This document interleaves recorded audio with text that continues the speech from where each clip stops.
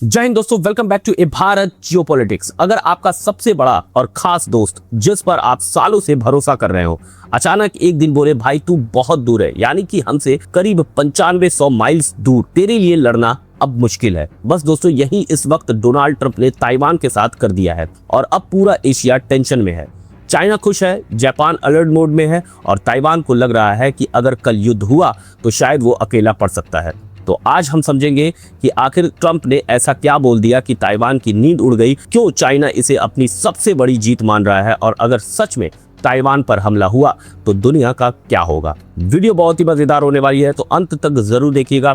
Channel पर नया है तो सब्सक्राइब कर लीजिएगा। वीडियो पसंद आए, एनालिसिस अच्छी लगे तो लाइक भी कर दीजिएगा। अब देखिए दोस्तों, मामला शुरू हुआ जब डोनाल्ड ट्रंप ने साफ साफ इशारा दिया कि अमेरिका हर कीमत पर ताइवान के लिए चाइना से लड़ना नहीं चाहता।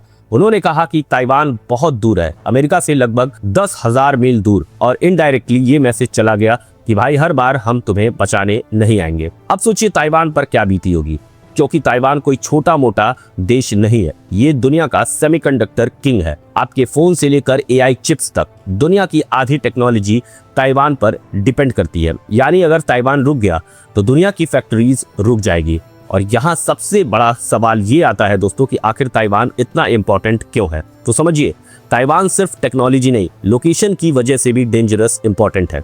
साउथ चाइना सी और इंडो पैसिफिक का बड़ा ट्रेड रूट उसके पास से गुजरता है। जापान, साउथ कोरिया, फिलीपींस, यहाँ तक कि इंडिया भी इनडायरेक्टली ताइवान की स्टेबिलिटी पर डिपेंड करता है। और इसलिए अगर चाइना ताइवान पर कब्जा कर लेता है तो एशिया में उसका दबदबा बहुत ज्यादा बढ़ जाएगा और यही चीज अमेरिका सालों से रोकता आया है। अब थोड़ा इतिहास को समझिए। 1949 में चाइना में सिविल वॉर हुई थी। एक तरफ थे माओ जेडोंग के कम्युनिस्ट, दूसरी तरफ थे चियांग काई शेक। कम्युनिस्ट जीत गए और हारने वाले ताइवान भाग गए। तभी से चाइना बोलता है ताइवान हमारा हिस्सा है और ताइवान कहता है नहीं, चाइना हमारा हिस्सा है। और यहीं से शुरू हुआ दुनिया का सबसे डेंजरस जियोपॉलिटिकल ड्रामा। अब दोस्तों यहाँ एंट्री होती है अमेरिका की। कोल्ड वॉर का समय था, अमेरिका को डर था कि कम्युनिज्म पूरी दुनिया में फैल जाएगा, तो अमेरिका ने ताइवान को सपोर्ट करना शुरू कर दिया।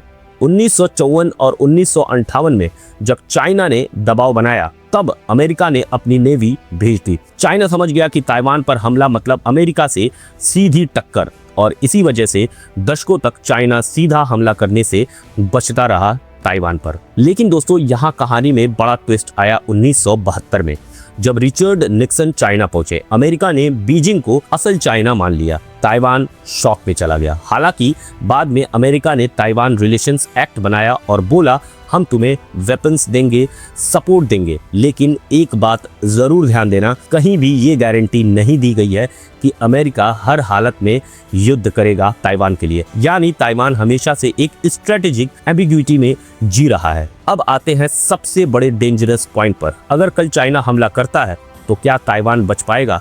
देखिए, ताइवान यूक्रेन नहीं है, ताइवान एक आइलैंड है। चाइना को समुद्र पार करके हमला करना पड़ेगा और यही सबसे मुश्किल काम है, क्योंकि ताइवान ने सालों से अपनी डिफेंस स्ट्रेटेजी तैयार कर रखी है। इसे कहते हैं पोर्क्यूपाइन स्ट्रेटेजी, यानी कि हिंदी में शाही।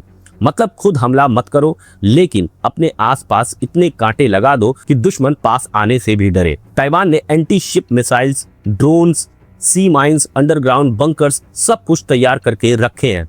चाइना अगर अटैक करेगा तो उसे बहुत भारी नुकसान उठाना पड़ सकता है। और दोस्तों एक और बड़ी बात, ताइवान अकेला नहीं है। अगर चाइना हमला करता है तो जापान, साउथ कोरिया, फिलीपींस जैसे देश भी डर जाएंगे कि अगला नंबर उनका है। इसलिए चांसेस है कि पूरा इंडो पैसिफिक ब्लॉक ताइवान के सपोर्ट में आ जाए। और जापान तो ओपनली मिलिट्री पावर बढ़ा रहा है, यानी एशिया में आने वाले सालों में टेंशन और बढ़ने वाली है। अब सबसे डेंजरस पॉइंट सुनिए, ताइवान टेक्निकली न्यूक्लियर वेपन्स भी बना सकता है। 1970s में उसने सीक्रेटली न्यूक्लियर प्रोग्राम शुरू कर दिया था, लेकिन अमेरिका ने उसे रोक दिया। क्यों?